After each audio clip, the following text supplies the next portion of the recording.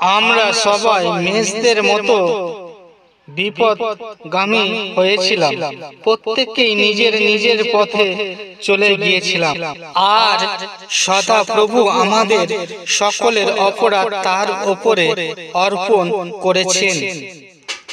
সব মানুষের হৃদয় থেকে নিগত হয়ে কুচিন্তা, বিবাহ বহির্ভূত যৌনাচার, চুরি, নরহত্যা, ব্যভিচার, লোভ, লালসা, অপরের অনিষ্ট কামনা, প্রতারণা, অশ্লীলতা, ঈর্ষা, কুৎসা রটানো, অধৈর্য ও জ্ঞানহীনতা।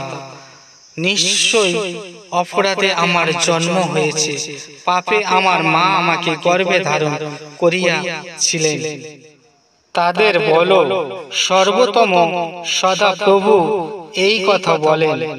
আমার জীবনের দিব্যি দিয়ে বলছি, দুষ্ট লোকের মৃত্যুতে আমি কখনো আনন্দ পাই না, বরং তারা যেন কুপথ থেকে ফিরে বাঁচে, তাতেই আমি আনন্দ পাই। হে ইসরায়েলের কুল, তোমরা ফেরো তোমাদের মন্দ পথ থেকে। তোমরা ফেরো, কেন তোমরা মারা যাবে? কারণ ঈশ্বরের অনুগ্রহ প্রকাশিত হয়েছে, তা সব মানুষের কাছে পরিত্রাণ নিয়ে আসে। এই অনুগ্রহ অভক্তি এবং সাংসারিক অভিলাষাকে অপেক্ষা করতে এবং এই বর্তমানের যুগে আত্মসংযমী, সৎ ও অভিপূর্ণ জীবনযাপন করতে আমাদের শিক্ষা দেয়। যখন আমরা সেই পরম ধন্য আশা নিয়ে আমাদের মহান ঈশ্বর ও পরিত্রাণ যীশু খ্রিস্টের মহিমায় প্রকাশ প্রাপ্তির প্রতীক্ষায় আছি, এটাই উত্তম এবং আমাদের পরিত্রাণ ঈশ্বরের সন্তোষজনক। তিনি চান সব মানুষ যেন পরিত্রাণ পায় এবং সত্য সম্পৃক্ত জ্ঞানে উপনীত হতে পারে। প্রভু তার প্রতিশ্রুতি পালন দেরি করেন না, যেমন কেউ কেউ তা মনে করে। তিনি তোমাদের প্রতি দীর্ঘায়ু, তিনি চান না কেউ যেন বিনষ্ট হয়, কিন্তু চান প্রত্যেকে যেন মন পরিবর্তন করে। ওহে তোমরা যারা পরিশ্রান্ত ও ভারাক্রান্ত, আমার কাছে এসো, আমি তোমাদের বিশ্রাম দেব। কারণ ঈশ্বর জগৎকে এমন প্রেম করলেন যে তিনি তার একজাত পুত্রকে দান করলেন, যেন যে কেউ তাকে বিশ্বাস করে সে বিনষ্ট না হয়, কিন্তু অনন্ত জীবন পায়। কারণ যে কেউ প্রভুর নামে ডাকে সে পরিত্রাণ পাবে। তারা যখন পথে যাচ্ছিলেন, তারা এক জলাশয়ের কাছে এসে পৌঁছালেন। মনুষ্য বললেন, দেখুন, এখানে জল আছে, আমার বাপ্তিস্ম গ্রহণের বাধা কোথায়? ফিলিপ বললেন, আপনি যদি সম্পূর্ণ মনে প্রাণে বিশ্বাস করেন তাহলে নিতে পারেন।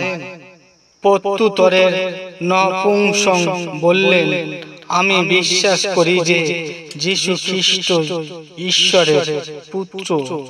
তিনি তখন রথ থামানোর আদেশ দিলেন। পরে ফিলিপ ও নপুংসক উভয়ে জলের মধ্যে নেমে গেলেন এবং ফিলিপ তাকে বাপ্তিস্ম দিলেন।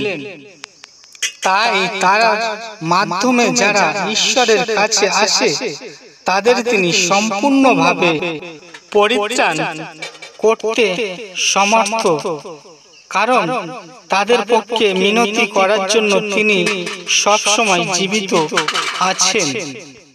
অতএব কেউ যদি খ্রিস্ট থাকে সে এক নতুন সৃষ্টি হল, পুরাতন বিষয় সব অতীত হয়েছে, দেখো সব নতুন হয়ে উঠেছে। তোমরা আনন্দের সঙ্গে বাইরে যাবে এবং শান্তির সঙ্গে তোমাদের নিয়ে যাওয়া হবে।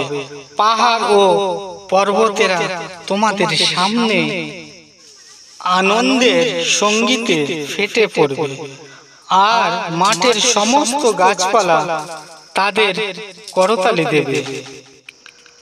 কাঁটা গাছের বদলে দেবদারু এবং শিয়াল কাঁটার বদলে গুলমেদি উৎপন্ন হবে। এ হবে সদাপ্রভু সুনামের জন্য, তা হবে এক চিরস্থায়ী নিদর্শন রূপ, যা কখনো ধ্বংস হবে না। তাই আমি তোমাকে বলছি, যেহেতু তার যথেষ্ট পাপ ক্ষমা করা হয়েছে, সে বেশি ভালোবেসেছে। তারপর যিশু সেই নারীকে বললেন, তোমার সব পাপ ক্ষমা করা হয়েছে। তারপর অন্য অতিথিরা নিজেদের মধ্যে বলা বলি করতে লাগলো, ইনি কে যে পাপ ক্ষমা করেন? যিশু সেই নারীকে বললেন, তোমার বিশ্বাসেই তোমাকে পরিত্রাণ দিয়েছে, শান্তিতে চলে যাও। আমরা জানি মৃত্যু থেকে আমরা জীবনের উত্তীর্ণ হয়েছি, কারণ আমাদের ভাই বোনদের আমরা ভালোবাসি। যে ভালোবাসে না সে মৃত্যুর মাঝেই অবস্থান করে।